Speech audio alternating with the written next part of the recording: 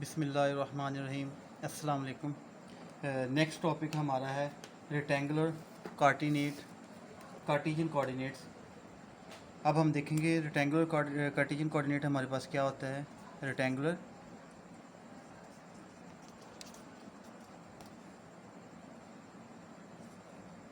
Cartesian coordinate, इससे पहले हमने किया था कर्वीलिनियर सिस्टम। कर्वीलिनियर सिस्टम के बाद हमने तीन चीज़ें करनी है। रेक्टेंगुलर कोऑर्डिनेट, कार्टीजन कोऑर्डिनेट्स करने हैं, स्फेरिकल करने हैं और सिलेंड्रिकल को हमने देखना है। तो इसमें अगर हमारे पास कोई पी पॉइंट हो, let P X Y Z be any point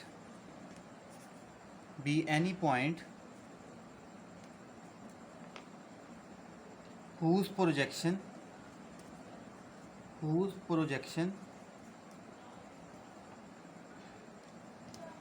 on the xy plane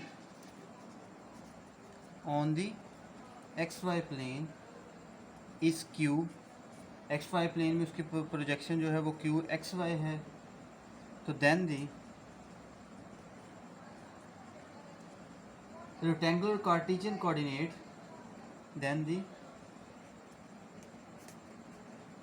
rectangular Cartesian coordinates xyz of point P are defined। तो फिर इस तरह से डिफाइन किए जाएंगे कि जो x है हमारा वो OR होगा और जो y है हमारा वो RQ और जो z है हमारा वो QP हो, जो कि शोन इन फिगर में हम देखते हैं कि किस टाइप का होगा हमारे पास।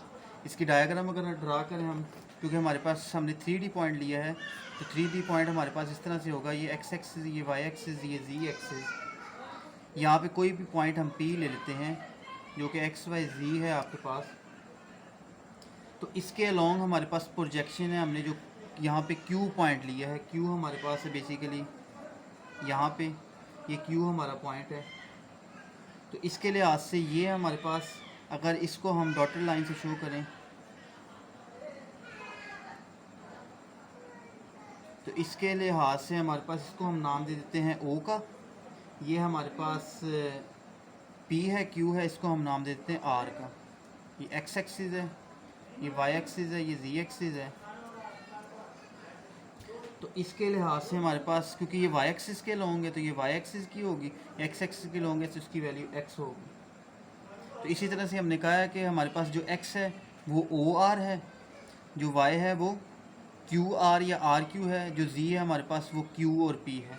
ये z की वैल्यू, हम इसको z का नाम दे देते हैं हमारे पास। तो इसके अगर हम unit in rectangular coordinate system, ये जो हमारे पास रेक्टेंगुलर बन रही है, इस रेक्टेंगुलर की बात हो रही है। तो ये rectangular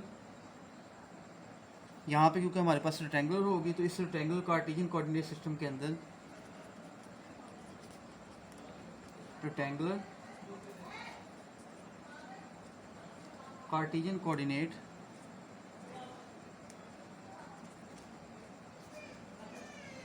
system, the unit vector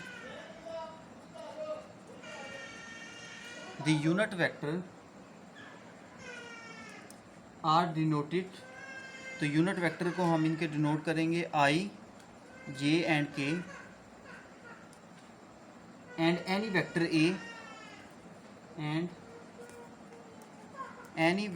A can be represented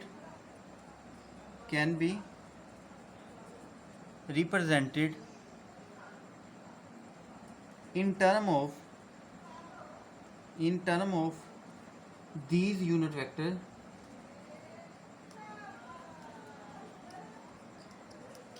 vector s. वो फिर किस तरह से होंगे, हमारे पास जो A वेक्टर है वो इजिकल टू होगा A1 के साथ हमारे पास I unit vector, A2 J plus A3 K।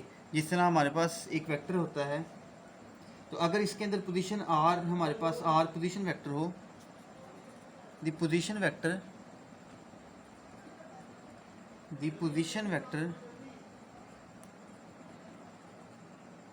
are in this system given by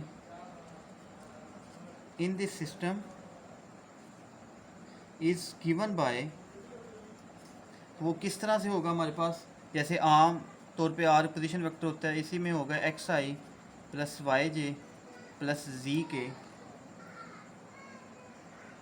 तो हमारे पास जो इसका पोजीशन वेक्टर है वो उसी तरह से होगा जिस तरह हमारे पास एक्स आई प्लस वाई जे प्लस जी के होता है, उसमें वेक्टर इस तरह से होगा। इसके अंदर स्केल फैक्टर वो किस तरह से होंगे हमारे पास, इसमें स्केल फैक्टर बेसिकली इस तरह से होंगे। अगर स्केल फैक्टर को हम डिफाइन करें तो स्केल फैक्टर हमारे पास क्या होते थे, बेसिकली H1 से नोट करते थे। The scale factors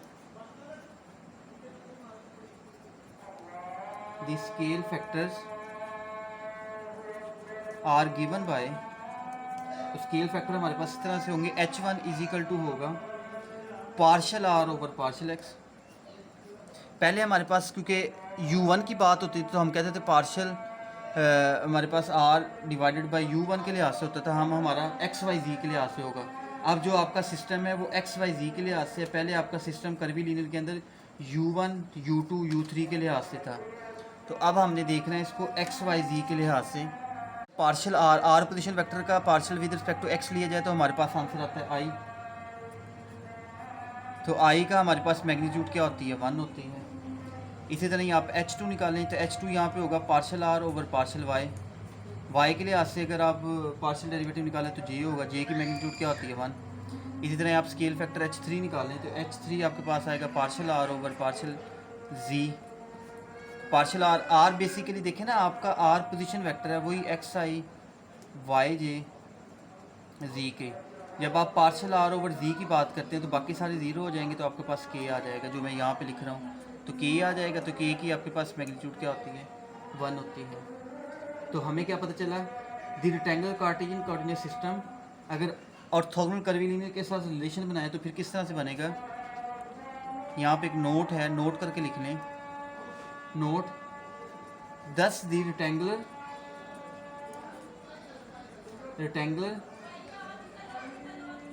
Cartesian coordinate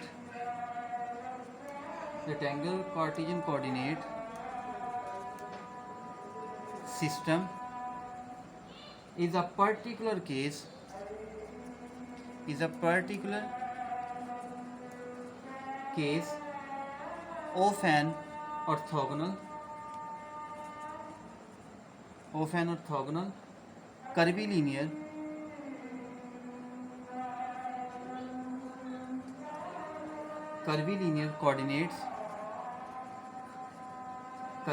coordinate system। तो कर्वीलिनियर कोऑर्डिनेट सिस्टम के मुताबिक वेयर हमारे पास जो U1 यहाँ पे है वो क्या है, x है, जो U2 है यहाँ पे क्या है, y है, जो U3 है आपके पास बेसिकली वो आपके पास क्या है, z है, और जो H1 है आपके पास वो 1 है, H2 आपके पास 1 है, H3 आपके पास 1 है। कर्वीलिनियर सिस्टम को अगर पूरे को हम देखें तो वहाँ पे जब हमने डिस्कस किया था शुरू में, तो वहाँ पे U1 U2 U3 हमारे पार्शल के लिए आते थे और स्केल फैक्टर वहाँ पे डिफरेंट था, यानी partial U1 partial X R और पार्शल U1 था।